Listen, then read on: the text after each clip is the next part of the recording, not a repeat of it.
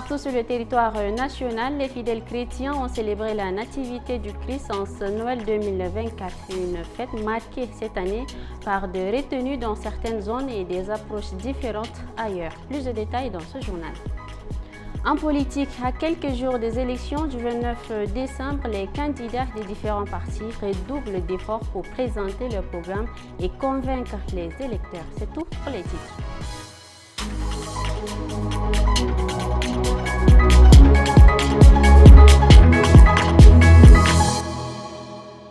Bonsoir à tous. Mercredi 25 décembre, les chrétiens du Tchad, comme ceux du monde entier, célèbrent Noël, la fête marquant la naissance de Jésus-Christ. Mais cette année, l'ambiance est différente. Les décorations restent modestes dans certains quartiers et les illuminations, bien qu'existantes, sont plus discrètes. Gambi Daniel s'est rendu sur le terrain pour nous décrire l'atmosphère. Son reportage est présenté par Bekoutou Junior. Dans les rues de la capitale, Noël se vit dans une ambiance discrète et parfois timide. Des groupes d'enfants déambulent joyeusement dans les rues, tandis que des adultes célèbrent avec des danses et des boissons. Si certains fidèles privilégient l'église ou le cadre familial pour marquer cette fête, d'autres, comme les commerçants et les coiffeurs, poursuivent leurs routines quotidiennes. Oui, c'est ici que j'en sors très bien.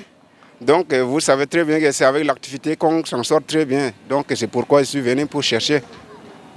J'ai veillé avec les fidèles, mais aujourd'hui quand je vois, vu n'est-ce pas, la situation, je me suis demandé, je me suis permis de venir trouver quoi à me maintenir pendant cette période. À l'église, nous avons également recueilli les impressions des fidèles venus prier et se recueillir. Pour moi, particulièrement, c'est la joie intérieure, la joie que j'ai eue par rapport à cette journée. Quand je suis à la maison et que je ne viens pas à la messe, je ne suis pas heureuse. Donc il va falloir à ce que je vienne d'abord à la messe pour être heureuse. Des raisons financières ont été évoquées pour expliquer le manque d'engouement des Tchadiens pour cette Noël. À Sarre, chef-lieu de la province du Moyen-Chari, la célébration de la nativité prend une tournure plus intimiste. Noubadoum Dimoko Amiel, enseignant de formation, a choisi de fêter entouré de ses proches dans la chaleur de son foyer. Reportage signé Aimé Dolinasso. La veille, le 24 décembre, Noubadoum, fervent chrétien, avait passé la soirée à l'église. Ce matin, fidèle à la tradition, il veille à ce que ses enfants soient bien habillés pour l'occasion.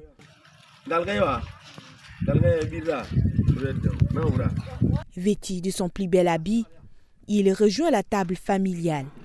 Avant le grand repas, place au partage et au conseil. Ce moment de communion illustre la signification profonde de la fête, l'unité et l'amour familial. Les enfants, je leur donne des conseils. Ne fêtez pas comme les autres. Ne fêtez comme des chrétiens, comme des instruits, comme ceux-là qui savent l'importance de la naissance de Jésus-Christ. La journée de Noubadoum s'achèvera tard dans la soirée avec des visites aux familles et aux proches. Noël égale communion entre les familles. À cette occasion, nous vous emmenons dans une famille pas comme les autres, celle composée de musulmans et de chrétiens. Découvrons ensemble comment cette famille célèbre cette journée en harmonie avec leurs diverses cultures et croyances. Il est 13h et c'est l'heure de la prière, l'une des 5 piliers de l'islam qu'Ibrahim accomplit avec dévotion chaque jour. Cet homme d'une trentaine d'années, actuellement sans emploi, partage sa vie depuis 4 ans avec Memnelum Sephora, de confession chrétienne. Une différence de religion qui n'a jamais été un obstacle pour leur couple. Je suis musulman, elle est chrétienne, mais cela n'a pas constitué un écueil pour notre union. Pour préparer Noël, El Hadj Brahim n'hésite pas à s'investir pleinement afin de rendre cette fête mémorable pour sa fille Mehdi. De son côté, sa femme ne manque pas de valoriser les traditions et les principes de son époux. C'est un homme dont je peux dire qu'il n'a pas un problème avec ma religion.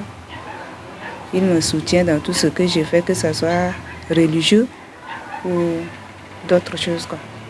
Le couple El Hadj Brahim fait partie des milliers de familles tchadiennes où cohabitent harmonieusement différentes confessions. En N'Djamena, le porte-parole de la police nationale, Paul Manga, a présenté le bilan des incidents survenus pendant les célébrations de Noël 2024. Selon les chiffres officiels, 59 accidents de circulation ont été recensés, dont 5 graves, 6 légers, 7 avec dégâts matériels et 1 cas de délit de fuite. En outre, 23 cas de coups et blessures volontaires souvent liés à des armes blanches ont été également signalés. Autre chose à présent, Senoussi Hassan Abdoulaye, candidat aux élections provinciales pour le 4e arrondissement de N'Djamena, sous la bannière du mouvement patriotique du salut, a présenté son programme intitulé Plan Midi visant à répondre aux attentes des électeurs. Retour sur cet événement qui a lieu dans la salle rouge de l'ONAMA avec Gambi Daniel et Boyom Krios, rendu par Bekoutou Junior. C'est à 14h40 que le candidat a fait son entrée dans la salle rouge de l'ONAMA. À ses côtés, Dr Abdraman Ali Hagar ainsi que plusieurs membres, militants et sympathisants du MPS. Senoussi Hassan Abdoulaye a présenté son plan Midi et costaud pour la ville de N'Djamena. Un projet structuré autour de 6 thématiques majeures. Tous ces projets ne pourront se réaliser que lorsque vous répondrez tous présents au rendez-vous du 29 décembre 2024. C'est pourquoi je vous appelle à sortir massivement ce jour pour accomplir votre devoir de citoyen et de voter toutes les listes du MPS. Et à l'issue de ce scrutin, vous nous ferez l'honneur de nous élire et nous porterons votre voix, la voix de chaque N'Djaménoise et de chaque N'Djaménois, afin de concrétiser cette vision.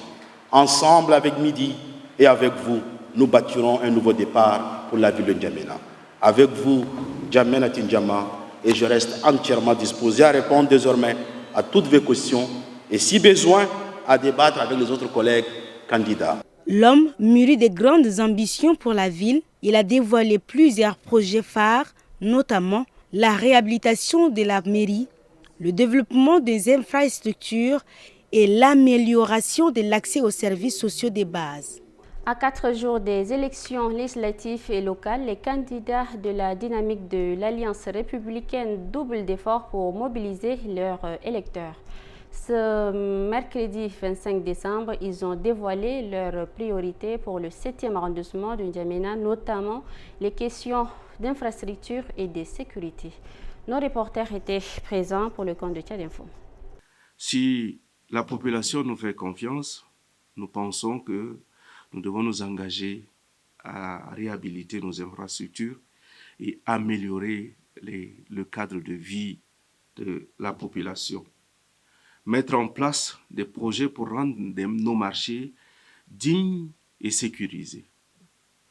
Lutter efficacement contre l'insécurité en collaborant avec les autorités compétentes. Mais construire des espaces de jeux pour les jeunes, mais aussi avoir des centres communautaires pour nos jeunes et nos aînés. La page noire de cette édition, la dépouille mortelle de Saleh Déby Itno, oncle du président de la République, le maréchal Mahamat Idriss Déby Itno, est arrivée dans la nuit de mardi à mercredi à l'aéroport international Hassan Diamos de N'Djamena en provenance d'Égypte. Acheminé à Amdjaras, le défunt a été inhumé ce matin. Le film des événements avec Mbaïla Sam Emmanuel. La dépouille de Saleh Déby Itno a été accueillie en toute intimité à l'aéroport de N'Djamena, en présence du chef de l'État Mahamat Idriss Déby Itno et des proches. Malgré des différends politiques, le maréchal a tenu à rendre hommage à son oncle qui avait marqué l'histoire de la famille et du pays. Ancien général de police et directeur général des douanes, Saleh Déby Itno s'était distingué par des records de collecte des recettes, mais aussi par des accusations de détournement. Après la mort d'Idriss Déby Itno en 2021, il avait pris ses distances avec sa famille pour rejoindre l'opposition, notamment le PCF de Yaya Djilo, une décision qui avait conduit à son arrestation en 2024 après l'assaut contre le siège du parti. Décédé en Égypte lors d'une évacuation sanitaire, il a été inhumé à Amdjaras dans le cimetière familial aux côtés de son frère aîné, après une prière funèbre à la mosquée Burkina de N'Djamena. Et c'est ici que se referme cette édition. Merci pour votre fidélité. Prenez soin de vous et joyeux Noël à tous.